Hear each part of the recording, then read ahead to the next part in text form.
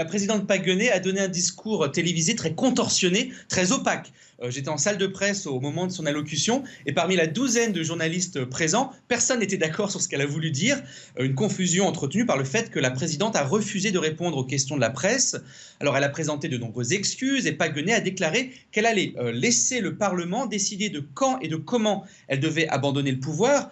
Le problème, c'est que les députés sud-coréens sont déjà sur le point de lancer une procédure de destitution, une procédure très longue qui pourrait prendre jusqu'à 6 mois. Et Park Geun-hye n'a pas du tout précisé si elle allait démissionner dès que sa destitution serait votée ou si elle allait demander au Parlement de proposer une autre sortie de crise, alors qui n'est pas prévue par la Constitution, et ce qui pourrait provoquer des luttes entre les différents partis. Cette déclaration pourrait avoir pour but soit de gagner du temps ou alors de sauver la face.